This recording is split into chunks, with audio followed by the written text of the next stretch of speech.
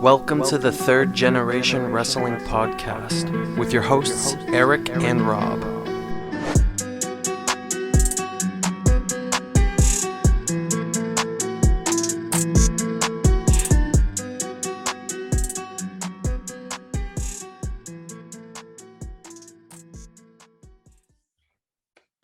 Welcome back, everybody. Third Generation Wrestling Podcast.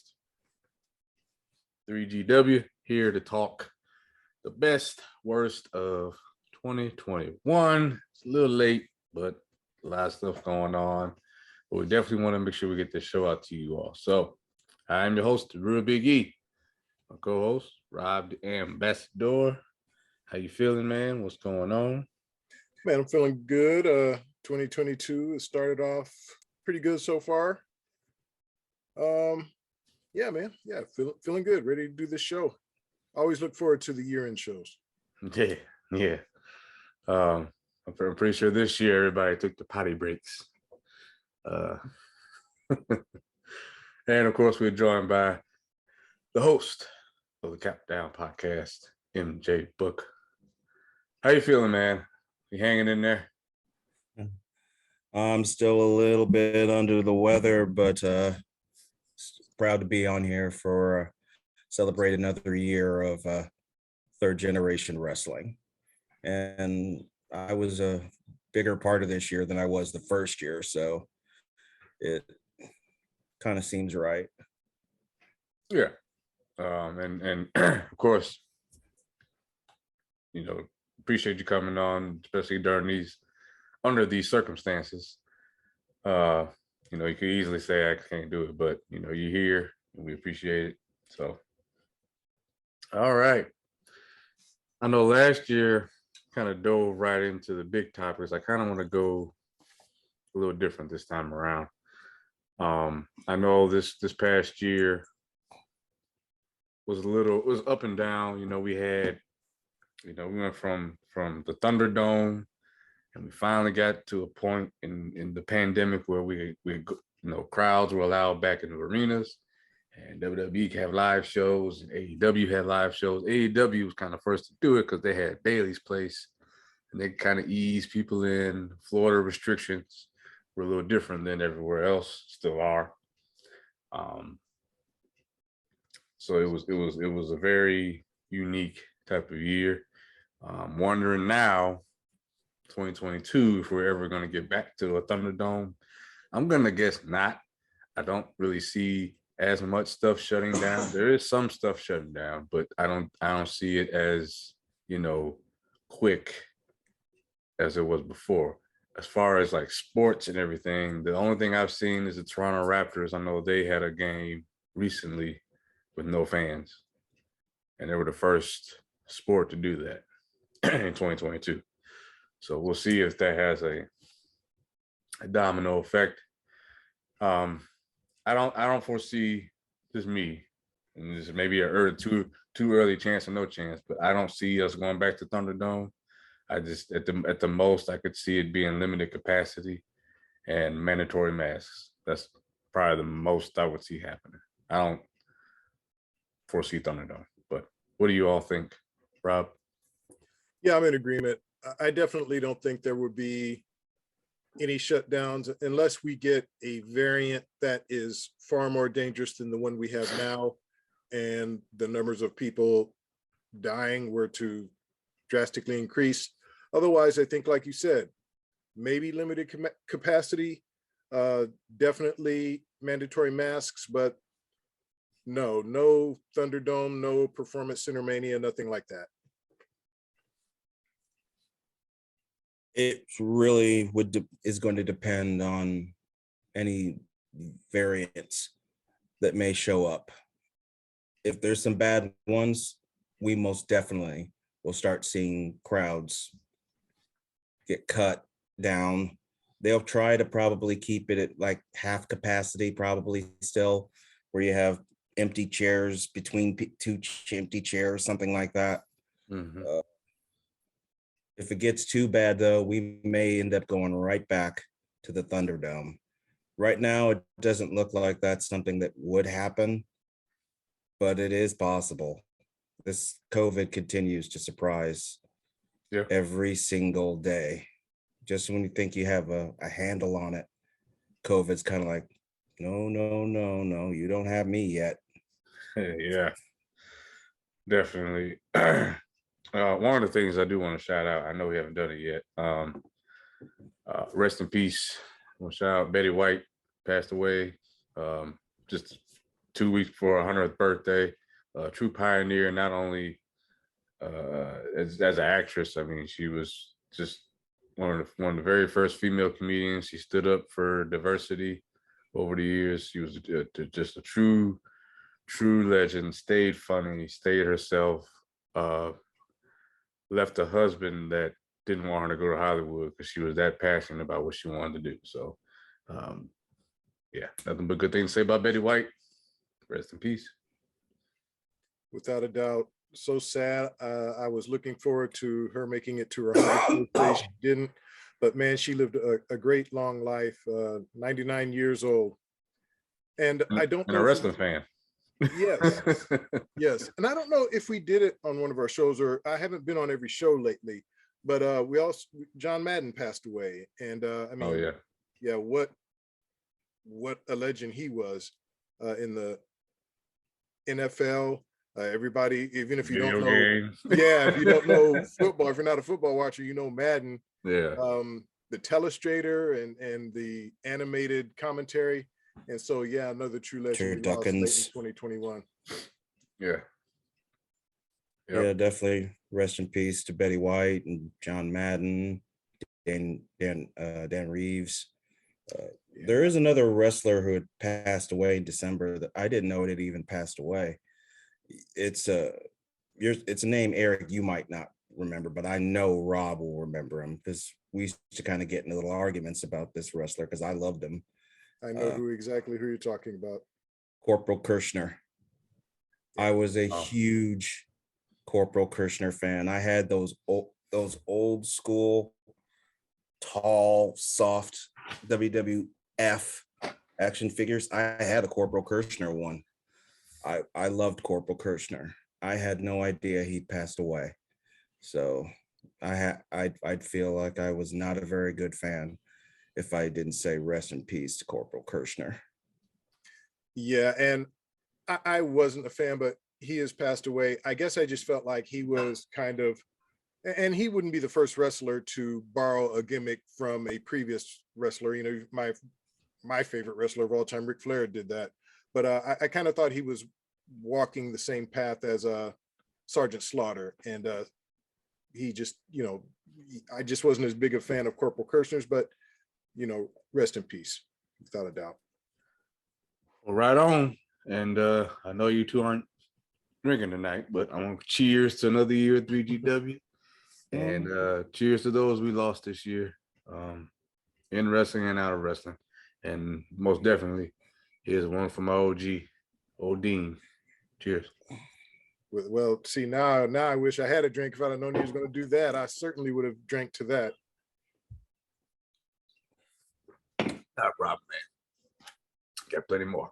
Now, I know everybody wants to hear the worst stuff.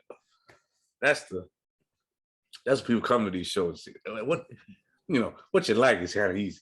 What didn't y'all like? Because that's what, gets. We're going to save the worst stuff this time for the main event.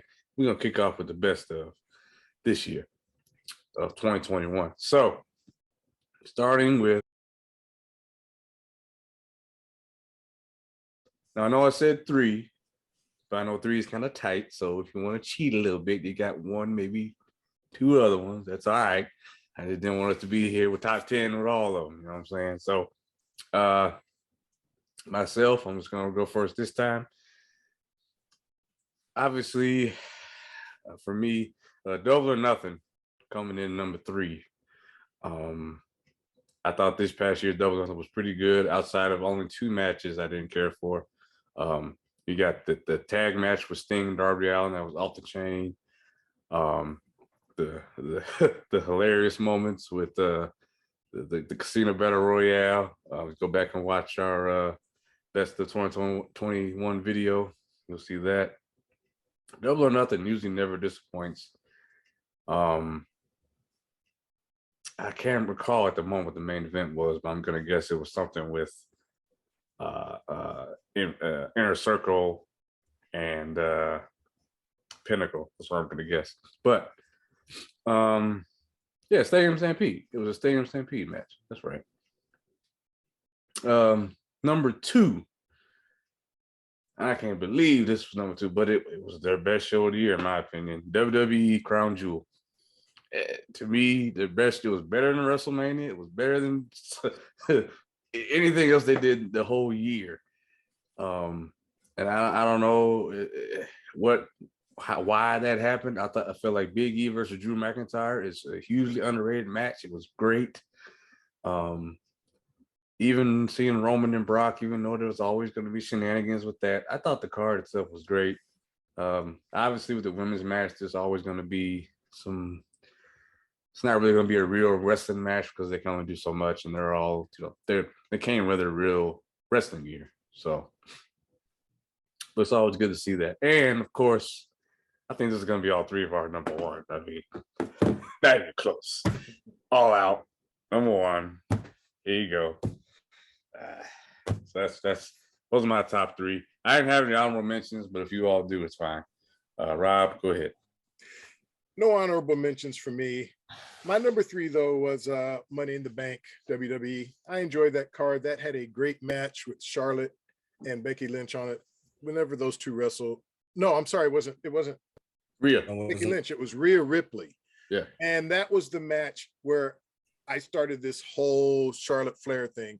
That match really turned me. Charlotte's performance in that match. Both of these ladies put on a great show, but just Charlotte, everything about her performance in that match, not just her in-ring work, the emotion, just everything she did in that match, I thought was epic. That match alone, to me, is worth watching that card. Number 2, man, like you, Big E, huge shock. We have bashed these Saudi shows time after time after time. Yeah. Crown Jewel this year delivered. Yeah, it did. It did. Like you said, WWE's best pay-per-view of the year, and who would have thought? And then, man, number 1, look, we did a whole show on this. We were there in person, and it's not because I was there in person. I have not watched it back on DVD. I have not picked up my DVD from Book yet. I can't wait to do that and to watch it back. But being there live and feeling that energy and just what we witnessed, incredible. One of not just the best pay-per-view of the year, one of the best pay-per-views ever in recent memory. Yeah, ever. If you really want to put it, I mean, I'm not saying it's the best ever, but one of. It's got to be in the top 10, top 15 of great pay-per-views of all time. Without a doubt, AEW's greatest pay-per-view. And I think it's going to be a long time before they can come close to everything that happened at that show, from just the quality of the matches, the return of CM Punk to the ring, to actually wrestling, to the arrival of Bryan Danielson and Adam Cole and Ruby Soho. I mean, what an incredible night. Without a doubt, the best pay-per-view of the year. Yes, sir. I actually did have a honorable mention. I had AEW Full Gear. I thought the pay-per-view was actually pretty good. So I'll just go right into the 3. I agree with you, Eric. My 3rd was Double or Nothing. Double or Nothing tends to, it's usually shocking if that's going to be bad, because that's clearly one of those ones they put a lot of work into. So if they do that one bad, it's going to hurt. It's going to hurt them really badly, but it was a really good pay-per-view. 2, Money in the Bank, and for exact reasons that Rob said, Charlotte and Rhea Ripley. They had one of the worst feuds in the history of the business, and it shouldn't have been like that. This should have been This should have been a feud that we would be talking about for the next 30, 50, 80 years, and they made it a joke. So it was a shame, but at least they got it right once. And that pay-per-view sticks out to me because of that match. It was an instant classic. It was an amazing match. And I have a feeling this pay-per-view is going to get mentioned a lot in one form or another. Of course, number one, but of course, number one is going to be All Out. I mean, there's just no doubt on that. And does being there have a little bit more to do with it? Possibly. But the pay-per-view was still excellent. It does add something when you're actually in the building, but because the energy that was being pumped out of that building, there was more energy in that building than I have ever felt in any wrestling event I've ever been to. And I have been to a WrestleMania, and it didn't feel like that. Oh, yeah. So that was an amazing pay-per-view, the pay-per-view of the year, not just for AEW, just period, is All Out. Well, right on. And yeah, we'll be talking about that show for years to come. And we will do a re-review after we watch it again. As seems only right. Okay. Well, I'm gonna throw it back to you, Book, on this one for hopefully I have this, I understood this right. I put down RK Bro as number 3. Okay. That's a storyline. I mean, their RK Bro, their arc of them joining together, to me, it could have failed. It just completely could have failed. But they somehow managed to make this succeed to such a level that Vince put the straps on them. They still have the straps, as far as I know. Yep. It's become a truly successful gimmick. And I know y'all aren't too big on Riddle. I get it, but he is a superstar talent. He is a talent with what he can do in that ring. And Randy's just having fun. The guy's been, I've said it before, he's been Mr. Serious for so long. It's just nice to see him having some fun. Number 2 is the Edge Seth Rollins trilogy. Although the third match to me was the worst one, and that's not an insult, something has to be the worst one, it was still good enough. I just wish it would have ended a little better, but seeing what they did in the ring and the cage, and it was an amazing story arc. And I mean, it got personal, and they made it believable. I mean, Seth breaking into Edge's house, Drinking orange juice, relaxing, and I mean, just yeah. We got seeing the return of the Brood Bath. Oh yeah. I mean, anything that brings that back, that's just awesome. And it brought something extra out of Edge. He does need to have the right partner.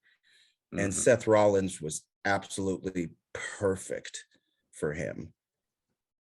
And number 1, as far as it's Seth Rollins. Seth Rollins' gimmick has been, oh, come on, man.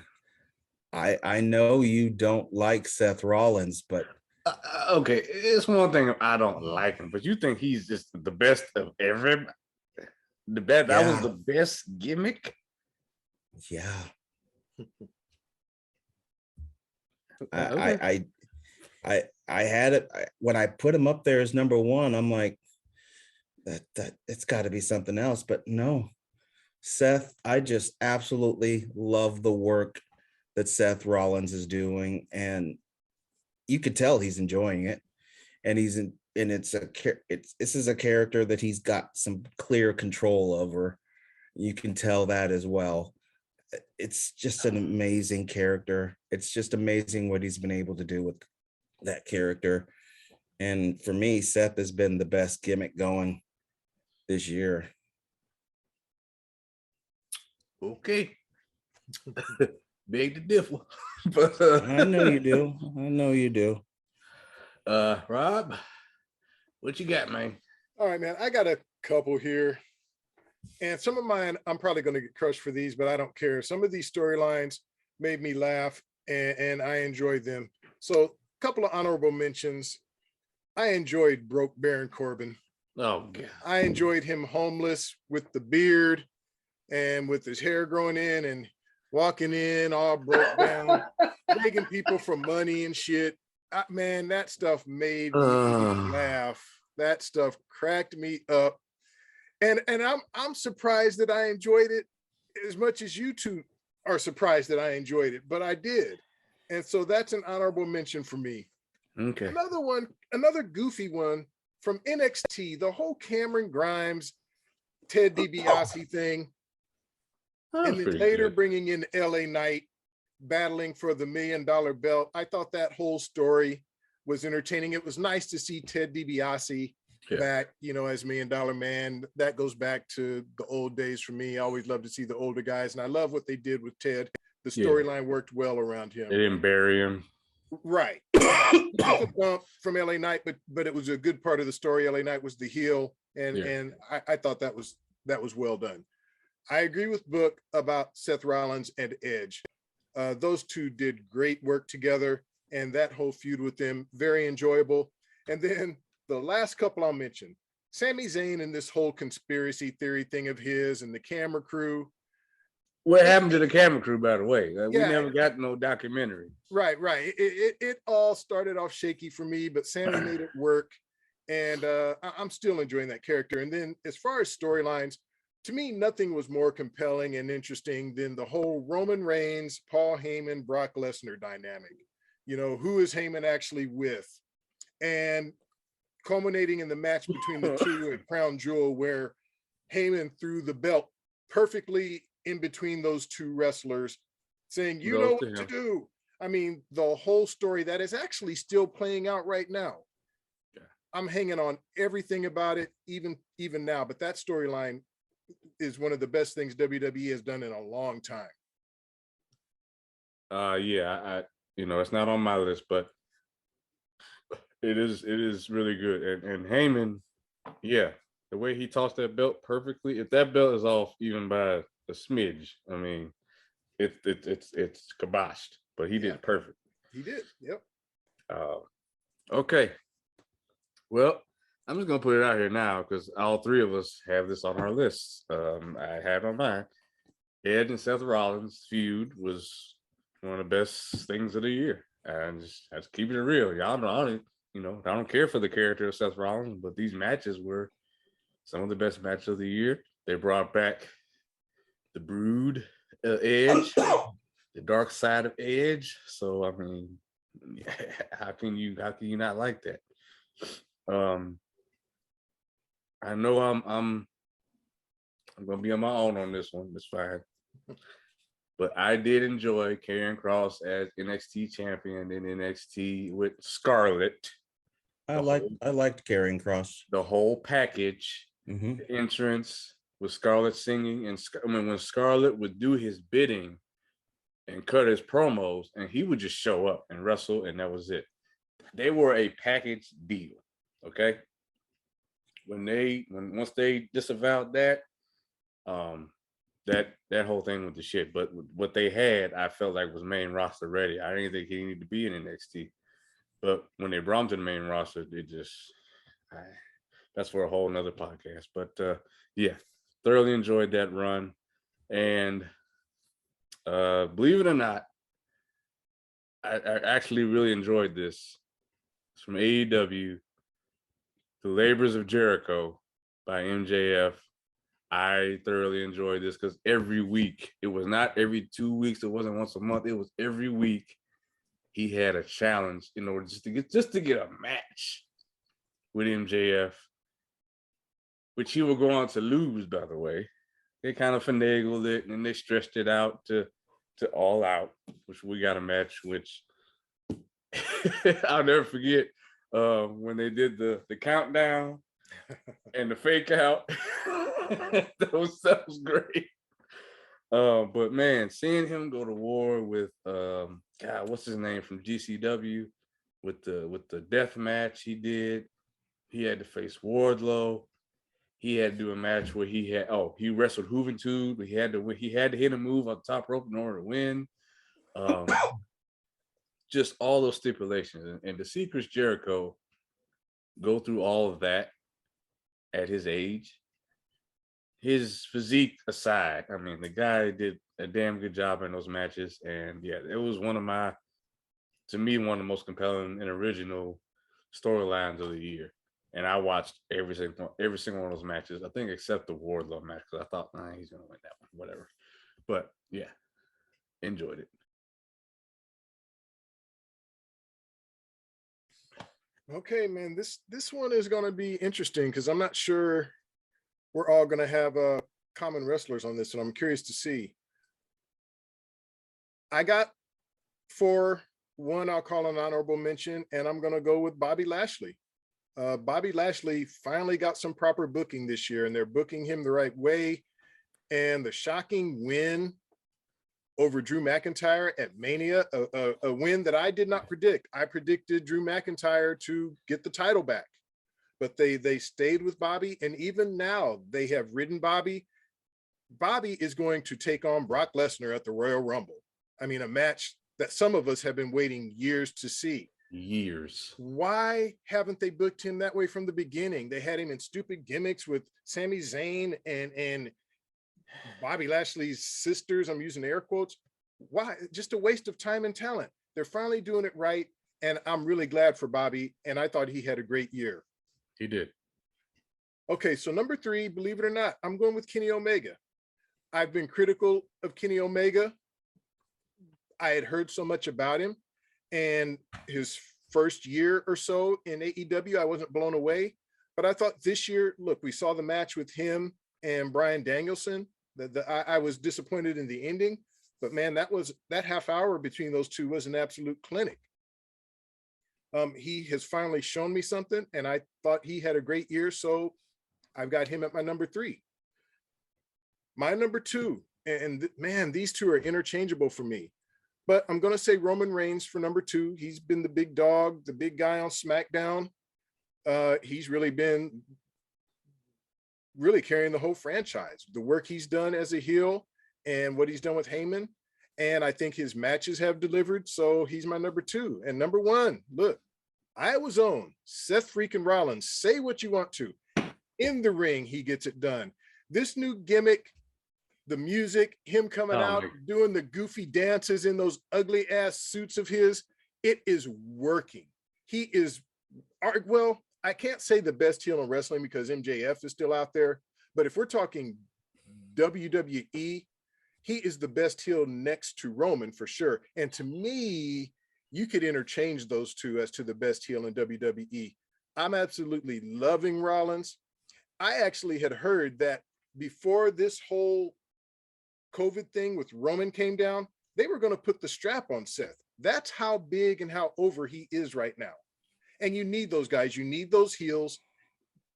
And Seth Rollins. And then we know the in-ring work is there. We just talked about his feud with Edge. Very rarely do you see Seth Rollins not deliver in the ring, but he is definitely delivering outside the ring with this character of his. I love it. Yeah.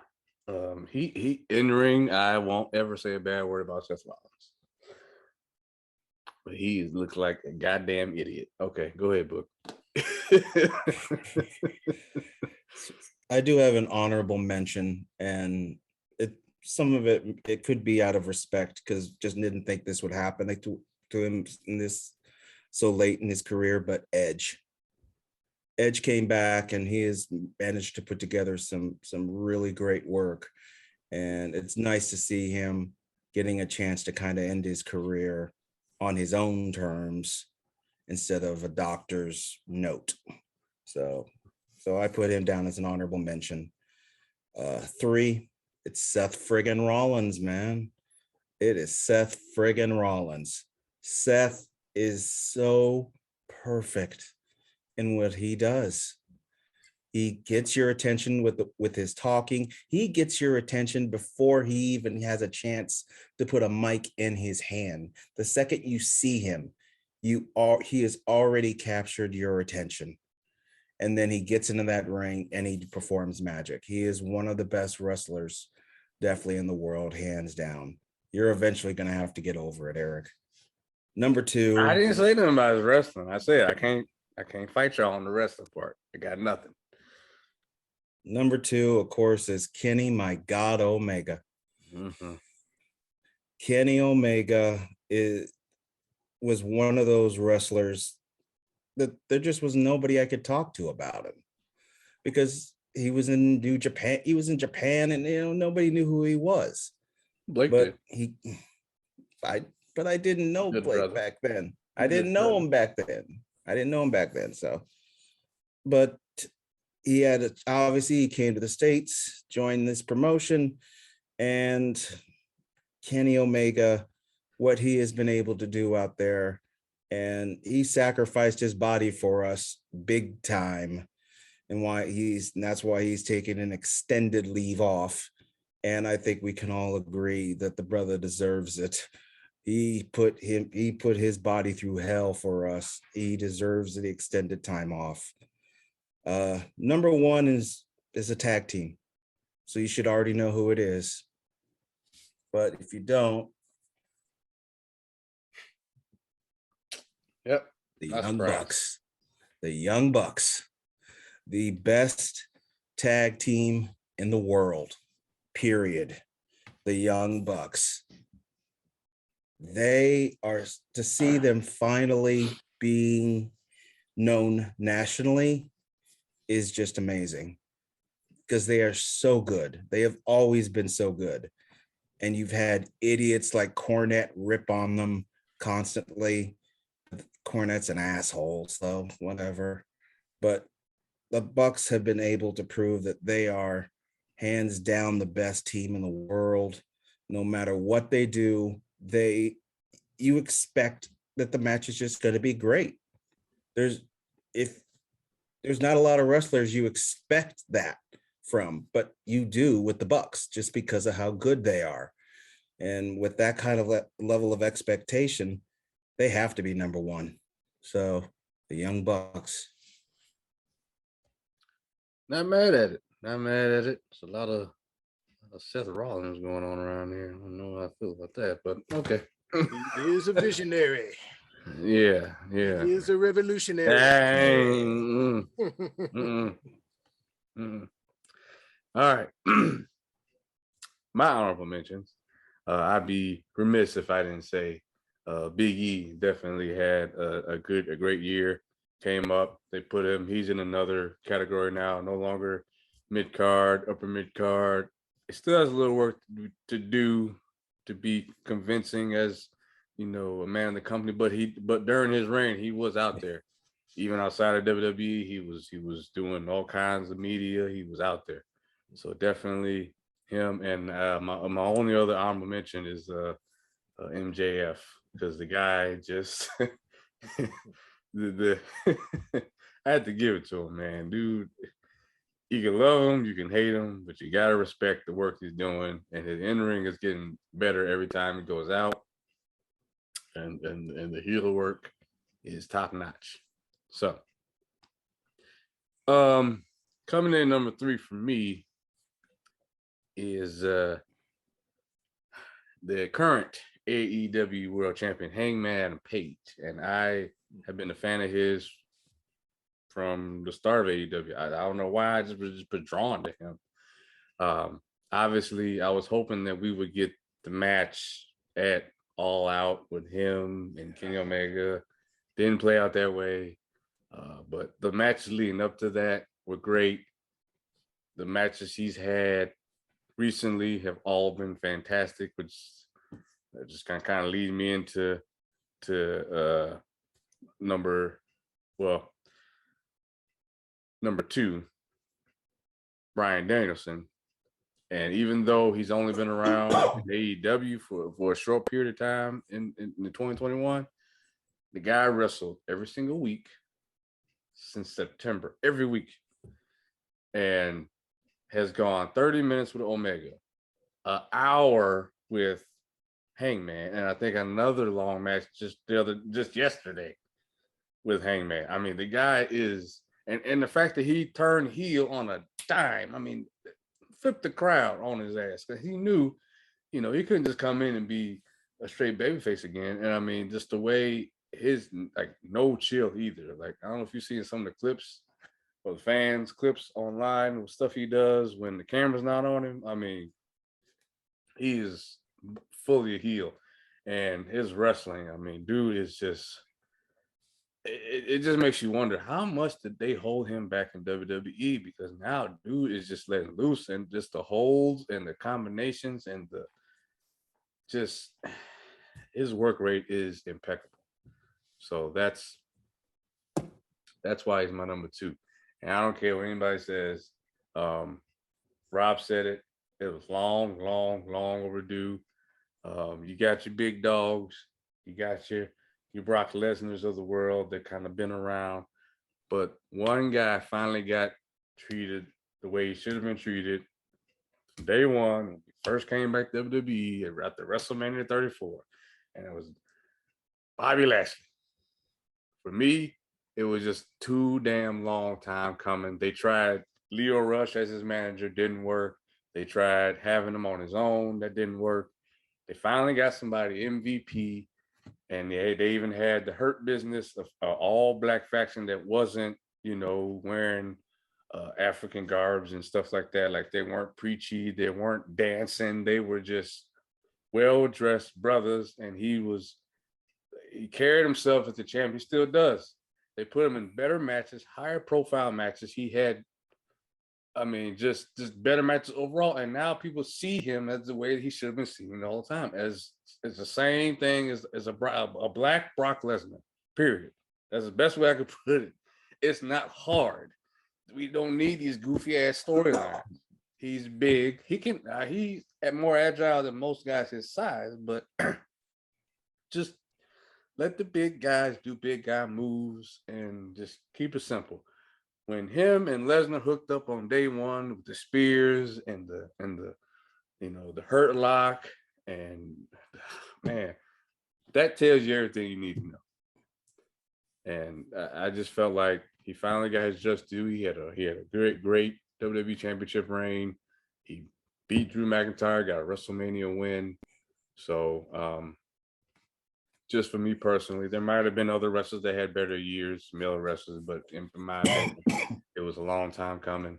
And yeah, Bobby Lashley.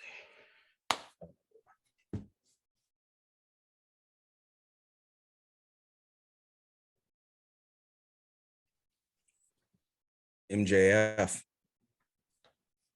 Good pick. MJF was already top heel. He was already starting to become a legend on the stick. But his wrestling was shit. His wrestling was bad. You can tell that he has been working on that. And he's been working hard. Not only working on that, he's been working on his appearance. So, physique, yeah.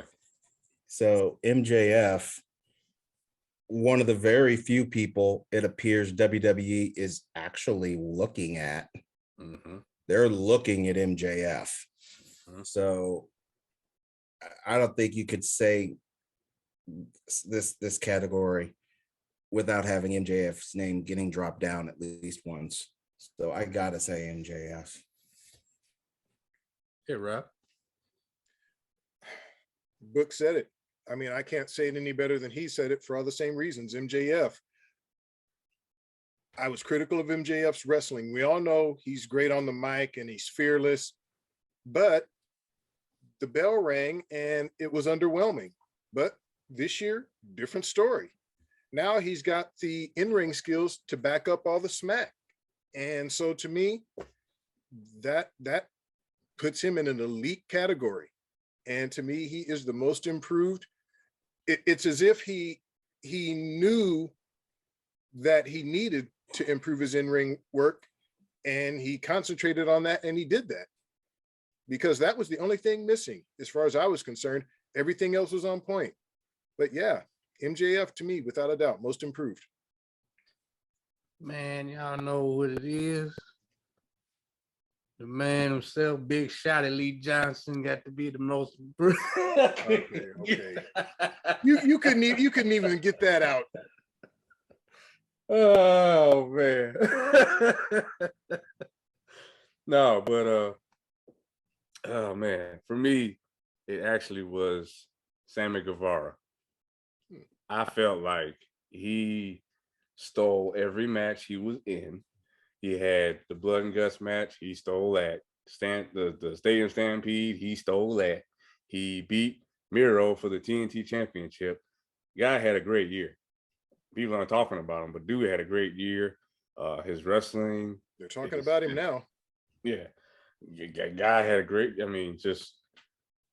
don't know. I felt like he stands out even more so to me than even Chris Jericho as far as Inner Circle is concerned. He surpassed everybody else. He was the most talked about person in Inner Circle the whole year, even more than Jericho. Yeah, people are going to come out and they're going to sing, Judas and all that, and he's still the leader. But when the bell rings, who are they looking at? They're looking at Sammy. And the fact that he was a champion and I think he should still be. I think putting it back on Cody was a mistake, but that's neither here nor there. But yeah, for me, he is the most improved in the ring. What he does outside of the ring, I don't agree with. No, outside the ring, he's a dick. But yeah. Okay. Let's go over to the females.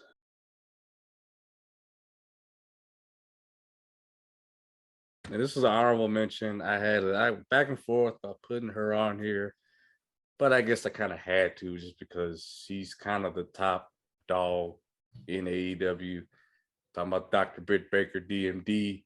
Her in-ring leaves a lot to be desired as far as I'm concerned. Her matches haven't, delivered the way I thought they would. She's had some great matches. I'm not saying that, but overall, it's inconsistent. I guess that's the best way I could say it. And who could forget the cinematic match she had with Big Swole? But I had forgotten it. Thanks for reminding me. That's in the past, but she did have a better 2021 than she had 2020, and she is the current AEW Women's Champion. So, all right, coming in number 3, Bianca Belaire. I thought that she had a great year. She won the Royal Rumble, went on to WrestleMania to beat Sasha Banks in the main event of night 1 of WrestleMania. Unfortunately, why she's number 3 is because the title reign didn't exactly go as planned, in my opinion. And then obviously the way it ended, which I'm sure we're going to talk about later. But I think she's kind of back on the rebound. I think the matches with, Lord have mercy, Doudrop have helped because we've been able to see why she is the EST. She's the strongest. So even turnbuckle help or not, to lift somebody the size of Doudrop, that says a lot. And not just lift her, hold her up and hit the KOD clean. It says a lot. She's a total package too. She can cut promos, she can wrestle. She's just the whole package. She's great. Number 2, and this is probably not going to be on anybody else's list, but I called this day 1. I called this a long time ago when she wrestled with Shaq. I said as soon as they brought the TBS championship, she was going to win it from that day. And, regardless of the controversy with Big Swole, I said that Jade Cargill was going to win that championship belt. Check the records. I said it. She won it. Again, I have always been a wrestler fan of dominant wrestlers that can do big moves. She's a Black China as far as I'm concerned, a better version of China. Because China really couldn't wrestle. She wouldn't cut promos that well. She can. I don't think she needs a mouthpiece either. I think she needs to get rid of that dude. But yeah, Jade Cargill to me, number 2. And number 1, I mean, come on. Charlotte. That's just, I said it, you know, regardless of how much she's on TV or the exposure, it doesn't matter. It doesn't matter who she wrestles. She can put on a fantastic match with whomever.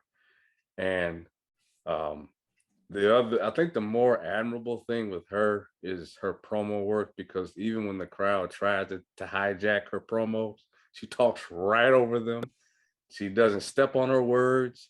She blows right through them and they shut up. And the fact that, you know, even when she has to put someone over, she goes all out. Her facials, everything. And I know that, you know, this is y'all girl. I keep it real, just like we all keep it real. Whether she's my favorite or not, she is top dog as far as women go. She's the best wrestler and best female wrestler, as far as I'm concerned. And yeah, she continues to be on top. I'm curious to see who come along and knock her down. I don't think it's Becky. I mean, that's just me. I don't see it. Becky's character is bigger than her wrestling. So, Rob, your top 3 or honorable mention women. Okay, well, we had the same honorable mentions. I felt like I had to put Dr. Britt Baker on the list, even though I'm not overly impressed with her in-ring work. Her promos are okay.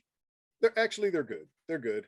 The in-ring work does need improvement, but she still is the top dog, carrying the women's division over there. I'm not sure for how much longer. The competition there is picking up, but for right now, for 2021, she's my honorable mention. This one was shaky for me, but Sasha Banks, even though she went away for a little bit, I'm not sure what happened. I'm still not clear on what happened around SummerSlam. I can't why she wasn't put there. her on a list. She wasn't barely there. I know, but when she is there, she is still one of the top ladies there as far as her in-ring work, as far as her promos. She is still just one of the top ladies there. And so she's number 3 for me. Number 2, Bianca Belair. And you kind of went over that. 2020, I was a little critical of her. I thought maybe her star rose too quickly. The beginning of her title reign, not so good. But she's really found her character, found her way. She's over with the crowd. I think she has really, really grown into being one of the top ladies in the company. And that's saying a lot when you've got Sasha there, you've got Becky there, and you've got my number 1, the Queen. Your number 1 also, Charlotte. I don't need to go on about Charlotte. I've gone on about her this whole year, ever since Money in the Bank. That match with her and Rhea just turned a corner for me. I always thought she was great, but to me, that took it to a whole nother level. I'm still on Charlotte. She, to me, was by far the best female wrestler of the year. I have one honorable mention. Chris Statlander. Statlander was in the beginning in one of the worst women's matches I had ever seen. I thought, and it was terrible. It was horrific. But she's worked on it, and it's almost like it's a different person now. She's gotten very, very, very good. And so Statlander may be somebody you might have to look at as somebody who might actually can become a women's champion. She's really gotten good in there. So I had to put her in there. I see it down the line. Yeah. Number 3, staying with AEW, is Hikaru Shida. There wasn't a lot there as far as the women in AEW, but you constantly had her. You could rely on her. I can't say that about Dr. Britt Baker. She's just not consistent. She cannot be consistent. So Hikaru Shida definitely is number 3. Number 2 is Becky Lynch. Now, I know that some people have a feeling about Becky because of the whole thing at SummerSlam. She has had to work to kind of get back into wrestling shape a little bit because she was away for so long. But that is one of the biggest gimmicks of the year. And all you have to do is watch that pop when she showed up at SummerSlam. There are guys that don't get pops like that. I mean, it was a loud pop. And Becky, even though they're trying to make her a heel, some of those matches, she still doesn't seem like the heel, even though she's doing heel shit. So Becky Lynch, number 2, and of course, it's Charlotte Flair is number 1 with a bullet. I mean, she's the only woman that checks all the boxes. She checks every single one of them. There are a lot of guys that can't even check all those boxes. She is a superstar talent. She gives you the best match that she can, and it's always high quality with her. So Charlotte Flair is the top female wrestler of the year. I think she's the top female wrestler of all time. Well, I guess that is up for debate. She definitely would be. I would say it's not a far out statement, so to speak. But I would just have to go back and look, I guess. Well, Mike just had her as his honorable mention on his top female wrestlers, and it's Chris Statlander. How she's turned it around. He mentioned the match, some of her early matches, and the character. And I liked when she would come out and do the boop, and she was the space character and all of that. But the in-ring work wasn't there. I mean, it wasn't. She went away for a while, came back, completely reinvented herself. Now she's this big badass, and I mean, man, she can wrestle. And I was really, really surprised. And I'm glad for her. I think now I can see some star potential in her. She can be a potential championship contender. I don't know about champion, maybe down the line. She continues to improve in all of these areas. But to me, she was definitely the most improved. And look, we're talking about the AEW female roster. There's not a lot there, but she has made her way to the top of it in my estimation. So I gave her my most improved female. All right, book. For Statlander. And there's not really much more I could say than what I already said and what Rob added to it. Chris Statlander has put in the work, and that is to be commended. There are wrestlers that just hang around and just do not put in the work. She has clearly put into work to be the best wrestler that she can be. And that's commendable. And it shows in what she does in that ring. So Chris Statlander is definitely the most improved female wrestler.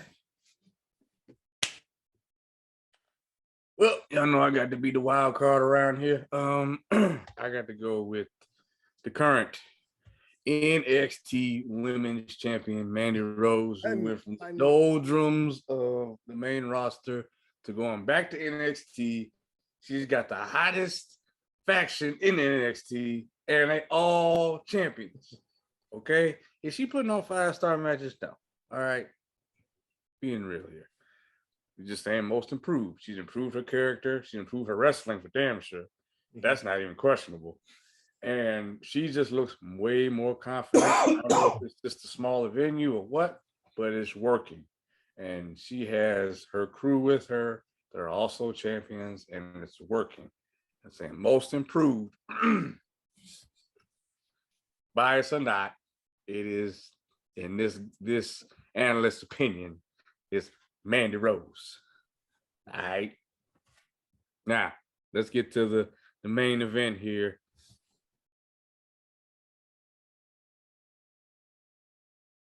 So, for me, honorable mention, I only got one, and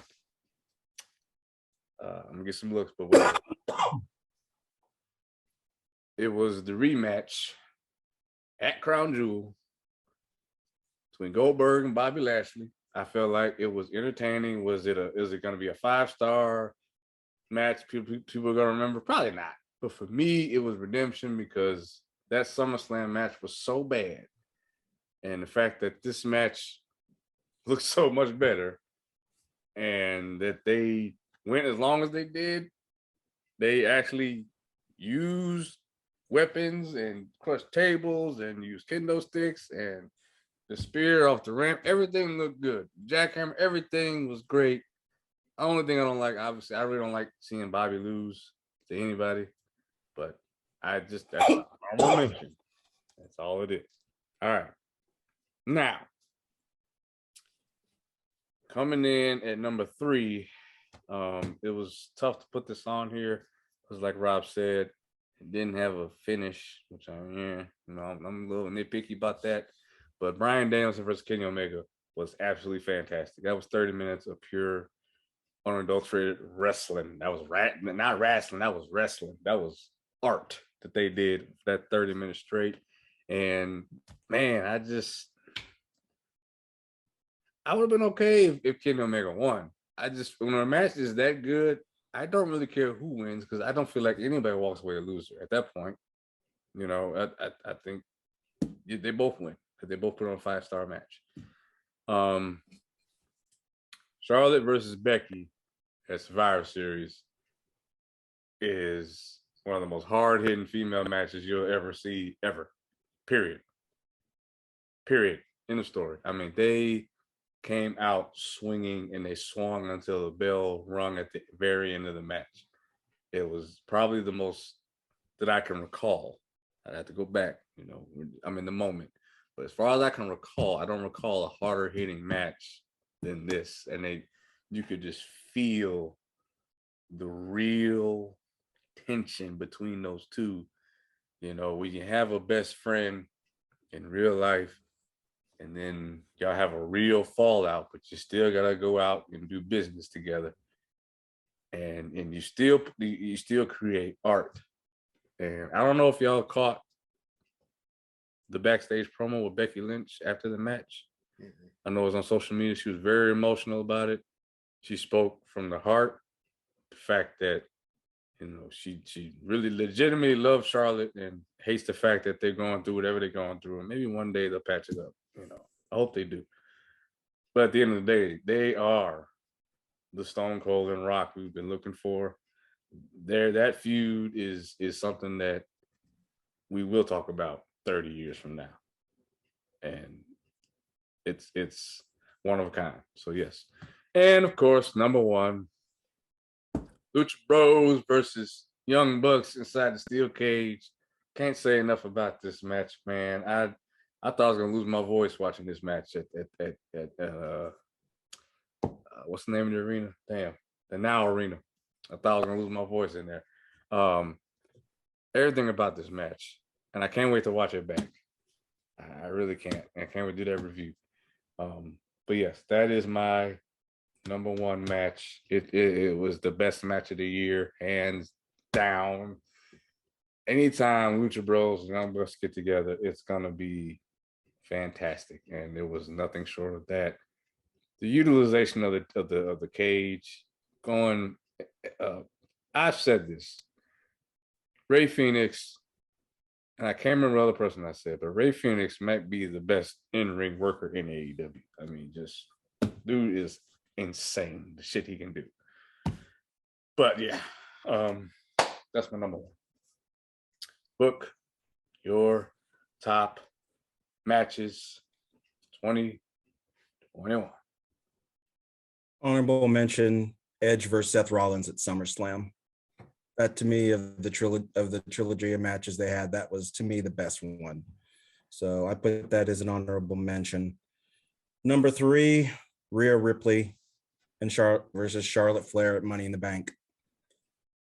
That rivalry was completely screwed up, but we finally got what it should have been the whole time that night with that match. That match was excellent. That match was perfect. That's how the whole feud should have gone down the whole time. So at least there's one good thing that came from that feud, and it was that match. So for me, that's number 3. Number 2 is from NXT TakeOver for the NXT UK title. Walter versus Ilya Dragunov. Yeah, I forgot about that. That match is sick. Yeah, I mean, that is a sick match. I mean, I haven't gotten a chance to see a lot of good things from NXT, but I'm glad I got to see that, because to say that was a hard-hitting match doesn't begin to describe. Those chops I will be hearing in my nightmares, because I have never heard a human being chop like that consistently. Sometimes they were able to do it a couple of times, but then they start to not be able to do it right. Flair has probably been one of the better choppers, but even with him, the chops start to get silent. Oh no, not Walter's. Walter's chops stay at that level and they do not go away.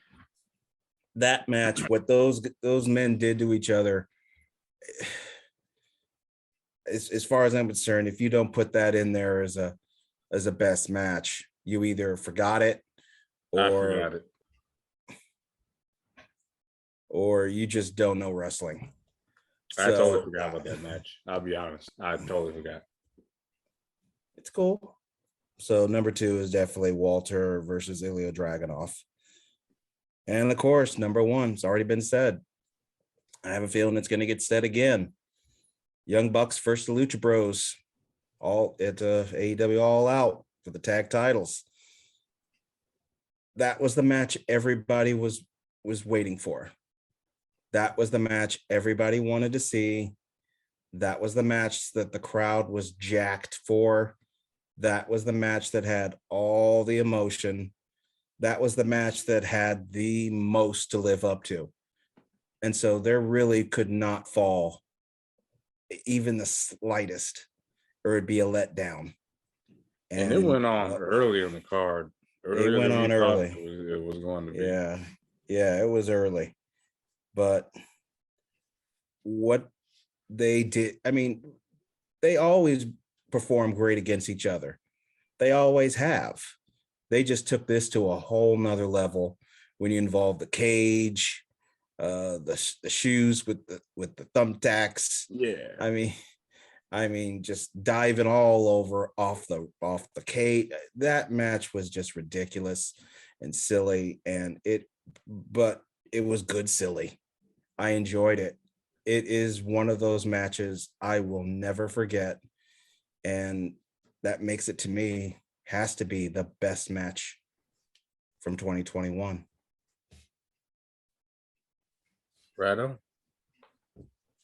All right. Well, as we discussed before the show, I somehow missed the text, so I'm kind of doing this on the fly, but I'm going to kind of cheat with the honorable mentions because y'all know I love Charlotte Flair. Both of you mentioned a Charlotte Flair match in your choices. Charlotte Flair versus Rhea Ripley, Money in the Bank. Charlotte Flair versus Becky Lynch at Survivor Series. I mean, it's just a testament to just how great Charlotte, not just how great Charlotte is, but how great Rhea and Becky also are. But Charlotte, to me, just can do no wrong. So those two are my honorable mentions. My number 3, and some people might think this is low, but I'm going to go with Bryan Danielson against Kenny Omega.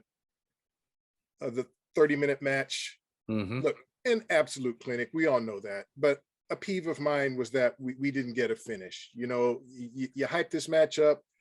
The wrestling world is waiting to see it. And I know you're going to give us more later, but I wanted a conclusion. I wanted a winner. And when I didn't get that, to me, it does take away from it. But look, what those two gentlemen did in the ring, incredible. And so it definitely deserves to be on my list. My number 2, and I'm glad Book mentioned it, Ilya Dragunov against Walter at Stand and Deliver. little guy versus big guy. And Mm-hmm. man, the punishment Dragunov was taking, but also dishing out. And to be the first guy that I know of to beat Walter. Mm-hmm. And that match went on for 35, 40 minutes back and forth like that. I mean, unbelievable. And we did get a conclusion. And like I said, we got Walter taking his first loss that I've ever seen. An incredible, incredible match. But nothing was more incredible. And I don't care if people think that we're being homers or whatever it is. Look, if you've seen the match, if you've seen the card, then you cannot disagree. When we knew this match was coming up, we had said it on this podcast, we have the chance to see something special here, something spectacular, something incredible. And like Book said, they had so much to live up to because we've seen these four gentlemen have so many great matches. But what they did at All Out is just, to me, I'm just going to say it, the greatest tag team match I have ever seen. The energy in that arena when that cage is coming down, and you know that match is coming up. And it was crazy, not to get you off, but it was like we were all just shocked. Like I said, doing this now. Yeah, yeah. But man, what can be said that the three of us haven't been said to anyone who's watching this? If by some crazy stretch of the imagination you have not seen this match, please, if you've never watched wrestling before in your life, you think it's silly, you think it's stupid, watch this match, watch what these four men do, and then come back at me. Right. Okay, I don't know how anybody, whether you're a wrestling fan or not, cannot watch with these four men and not be in admiration. It was incredible. One of the greatest matches I've ever seen, without a doubt, the greatest tag team match I've ever seen, not just in person, but ever. Well said, my brother. And the last best category, and this is kind of a layup. I don't want to say transitioning, but I'm just more interested in AEW at this point. I feel like it's damn sure better than WCW. It's not just because it's on TNT and TBS. It's actually what they're doing over there. They take chances. They give different people opportunities. They like legitimately do. And I can't recall a Dynamite that I've watched that's looked like any other Dynamite. They're all different.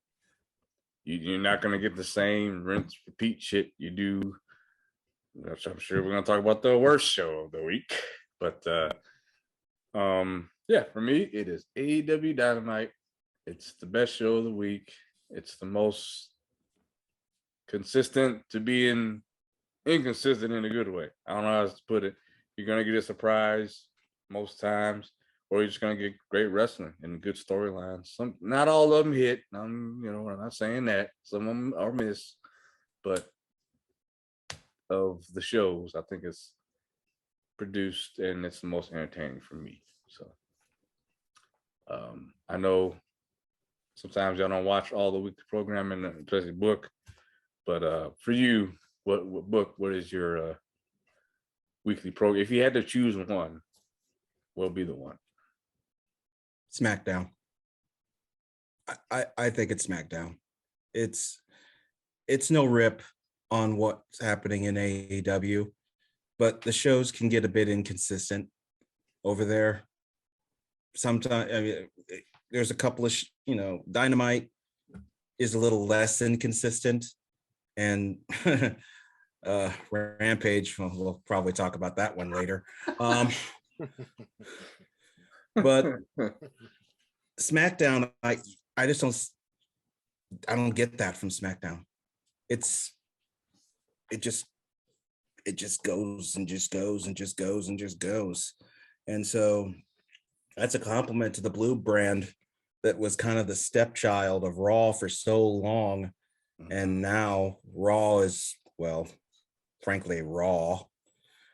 SmackDown is to me just the best wrestling show still going.